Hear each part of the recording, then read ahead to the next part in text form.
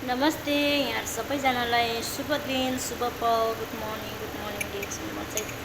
बल्ल चिया नास्ता गर्न लागेको चिया त पिउँदैन म कफी अनि मेरो खाजा खाने टाइम चाहिँ जहिले पनि छिटो भनेको 11 बजे बिहानको नत्र 12 बजे अनि खाना खाने टाइम कति बजे भन्नुहुन्छ होला खाना खाने टाइम चाहिँ मेरो दिउँसोको छिटो भनेको 3 बजे नत्र 4 बजे है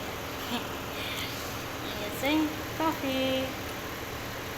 3-in-1 lingzhi light coffee DXN कम्पनीको मेरो एकदमै बेस्ट मलाई मनपर्ने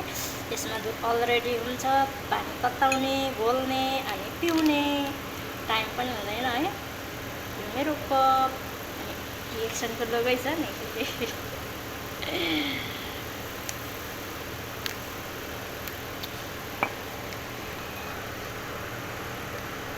पानी त तताछु भात पकाउँदै खाजा खाँदै गर्ने म चाहिँ कस्तो भने अनि बिहान चाहिँ रुच्दैन के